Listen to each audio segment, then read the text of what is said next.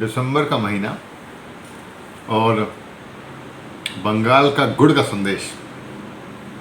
बंगालियों ने मिठास को अपने ज़िंदगी का एक हिस्सा बना लिया है। मतलब सुबह सबसे पहले खुलने वाली और रात को सबसे देर से बंद होने वाली जो दुकान है वो मिठाई की दुकान है। आज भी मैं दिसंबर 2020 की बात कर रहा हूँ। आप ये देख सकते हैं कि कोई दादा या दीदी आएगी और बोलेगी कि एक्टा लेडी गिनी और कृष्णचंद्र घोष मिठाई दुकान वाले बिल्कुल बड़े मोहब्बत से छोटा एक डब्बा लाएंगे, एक मिठाई उठाएंगे, पैक करेंगे, बांधेंगे और बोलेंगे हरे कृष्ण नींद, और वो प्रेम से लेके जाएगा। बंगाली को ये खूब पता है कि अगर मीठा खाना है ज़िंदगी भर तो कितना खाना है। मीठे का डोज पता है। हर मीठा चीज़ ज़रूरी नहीं है कि अच्छी ही हो, अगर ज़्यादा खा ली जाए ज़्यादातर नुकसान ही करती है। वैसी एक मीठी चीज़ है संगीत या म्यूज़िक। अमूमन अगर आप देखें तो एप्पल कंपनी बोलती है कि पोर्टेबल म्यूज़िक डिवाइसेस में आईपॉड सबसे ज़्यादा बिका गया एक साल में। 100 मिलियन पीसेस वे सोल्ड। यानी कि वो कान में डालकर सुनते हैं। और विशेषकर इस कोरोना के बाद आप देखेंगे तो लगभग हर दूसरा आदमी कान में कुछ ना कुछ डाला ही हुआ रहता है। तो कान में जब हम कोई चीज़ डालते हैं और संगीत सुने उससे या कोई दूसरा चीज़ सुने तो उसकी एक सीमा होती है।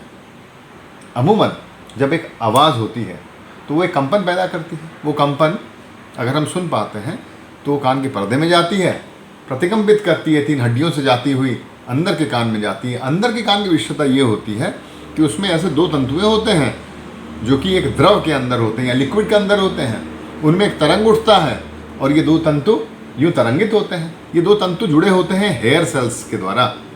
हेयर सेल्स है ना, ऐसे जुड़ा हुआ रहता है और आवाज़ के लिए तरंगित होते हैं। और ये तरंग और ये हेयर सेल्स का तनाव विद्युत तरंगों में परिवर्तित होकर हमारे टेम्पोरल लोब तक जाता है, जहाँ कि हम उस आवाज़ के मायने निकालते हैं। इसका मतलब ये अंदर का कान आवाज़ों को विद्युत तरंग बनाता है। और ये जो तरंग होते हैं ये उठते हैं अंदर के कान के अंदर, जो कि एक मटर के दाने की इतना बड़ा होता है, उससे ज़्यादा बड़ा नहीं होता है। तो जैसे जैसे आप आवाज़ें ज़ोर से ज़ोर करते जाएं ये तरंगें ज़ोर ज़ोर होंगी, खिंचाव बनेगा और हेयर सेल्स में डैमेज होगा, कान में खराबियां होंगी। चाहे वो म्यूज़िक के लिए हो या संगीत के लिए हो या फैक्ट्री की आवाज़ों के लिए हो, नुकसान तो होता है। फ़र्क दोनों में ये होता है कि संगीत मधुर होता है, इसलिए बहुत देर तक हम वो गलती कर जाएंगे बिना जाने। ये महीना दिसंबर का speech and hearing disability awareness month है। और इस कड़ी में आज म्यूज़िक इंड्यूस्ड हियरिंग लॉस के बारे में कुछ जान लें। पहली बात तो ये कि जब हम हेडफोन्स लगाते हैं और संगीत सुनते हैं तो लगभग 97 dBA से लेकर 105 dBA तक का आवाज़ अंदर जाता है। हेडफोन्स की जगह जब कॉन्का हेडफोन्स लगाते हैं तो ये आवाज़ लगभग 5 डेसिबल और बढ़ जाता है। और जब हम इंसर्ट फोन्स लगाते हैं तो ये आवाज़ लगभग 7 डेसिबल बढ़ जाता है। तो क्या फ़र्क पड़ गया? 85 डेसिबल से ज़्यादा की अगर आवाज़ हम सुनते हैं तो हमारे कानों को नुकसान पहुंचता है। 85 dBA safe level of hearing है। कितने देर के लिए? 8 घंटे के लिए। तो सुनते हैं 8 घंटे के लिए ना, नहीं, 85 dBA के ऊपर अगर 3 dB आप बढ़ा देते हैं, 3 dB रूल चलता है फिर, तो जितने देर तक आप सुन सकते हैं वो आधा हो जाता है। यानी कि 85 डेसिबल्स में आप अगर 8 घंटा सुन सकते हैं तो 86, 87, 88 यानी कि 3 डेसिबल ऊपर किया आपने, 4 घंटा ही सुन सकते हैं। उसके ऊपर और अगर 3 डेसिबल बढ़ा दिया 88, 89, 90 तो सिर्फ 2 घंटे तक। उसके ऊपर 3, 1 घंटे तक। उसके बाद तो ज़ोर की आवाज़ें एक बार में आपकी कान को ख़राब करती हैं। 85 डेसिबल मतलब कि ये मिक्सी ग्राइंडर चलाते हैं ना, या वॉशिंग मशीन जो चलाते हैं, उसकी आवाज़ 85 डेसिबल है। मैं आपसे जो बात कर रहा हूँ वो 65 से 70 डेसिबल की आवाज़ है। तो 3 dB रूल याद रखें। दूसरा एक 80-90 रूल है, पोर्टनॉफ एक रिसर्चर हुए, उन्होंने बताया 80-90 रूल क्या है। 80-90 रूल यानी कि मान लीजिए आपका मोबाइल फ़ोन है जिससे कि आप गाना सुन रहे हैं, आप इसको इसमें 1 से लेकर 10 तक वॉल्यूम बढ़ा सकते हैं। तो आप 8 तक अगर वॉल्यूम रखते हैं तो आप 80% तक अगर वॉल्यूम रखते हैं तो 90 मिनट्स के लिए, 90 मिनट के लिए वो गाना सुन सकते हैं। वो आपका सेफ नॉइज़ डोज है, ये ध्यान रखें आप। और क्या कर सकते हैं आप, अमूमन आवाज़ें इतनी ज़्यादा होती, सबसे ज़्यादा परेशानी इस बात की होती है कि जब हम आते जाते, जब ट्रैवल करते हैं, जब कार में बैठते हैं, तब जब हम हेडफोन्स लगाते हैं तो चूंकि बाहर की आवाज़ें इतनी ज़्यादा होती हैं, हेडफोन के वॉल्यूम ऑटोमेटिकली ऊपर कर देते हैं।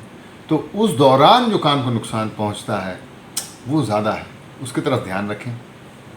और क्या कर सकते हैं हम लोग, लक्षण क्या होते हैं।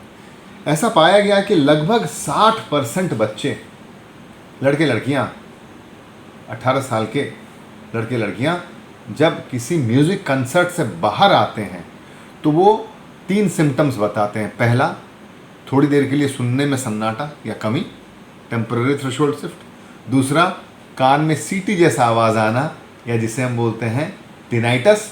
और तीसरा, सर का भारीपन। ये 3 लक्षण 60% लोग बताते हैं। कुछ ऐसे होते हैं जो कि बाद में एक लक्षण बताते हैं जिसे हम हाइपर एक्यूसिस बोलते हैं, यानी कि अगर जोर की आवाज़ें हो तो अचानक उसे वो बर्दाश्त नहीं कर पाते, हाइपर एक्यूसिस बोलते हैं उसे, और सुनने में कमी तो है ही है। तो इस तरह ये सुनने में कमी के लक्षण आ जाते हैं।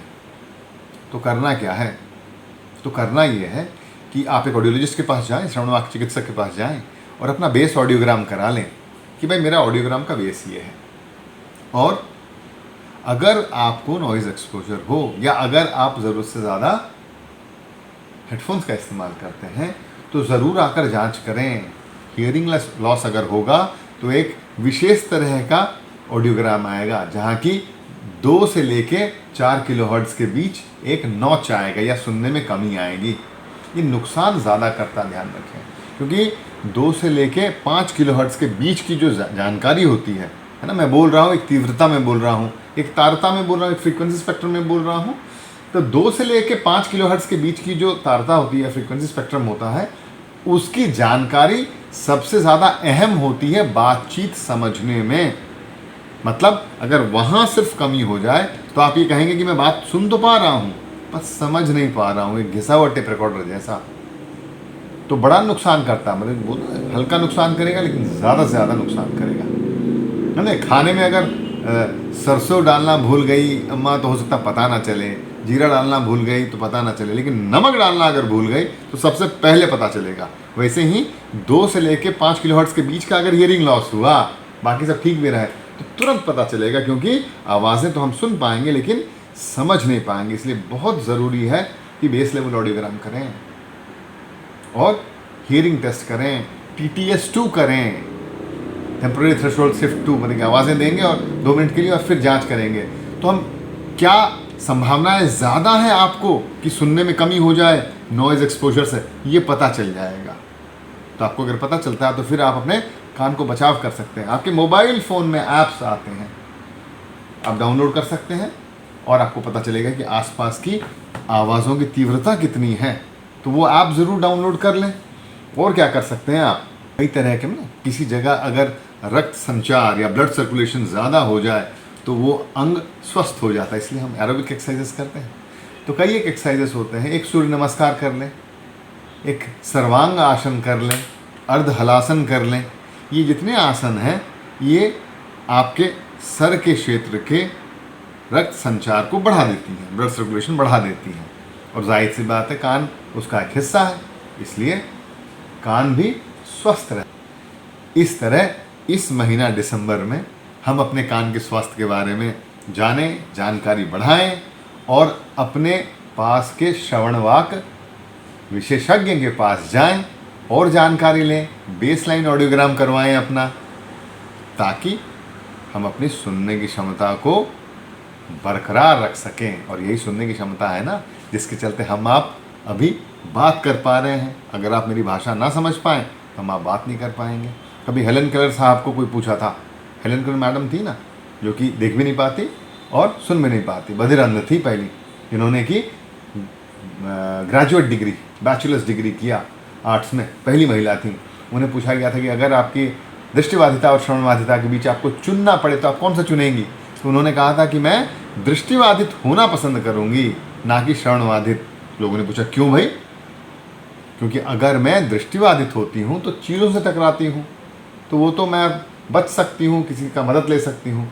लेकिन अगर मैं श्रवणबाधित हो जाती हूँ तो लोगों की बातचीत को नहीं समझ पाती, और अगर बातचीत नहीं समझ पाती तो मैं लोगों से कट जाती हूँ। इसलिए मैं श्रवणबाधित होना पसंद नहीं करूँगी और सुनना पसंद करूँगी। तो बड़ी अहम है हमारी सुनने की क्षमता, जो कि जोड़े रखती है हम आपको। तो हम आप जुड़े रहें और अपने कान का ध्यान रखें। बहुत बहुत धन्यवाद।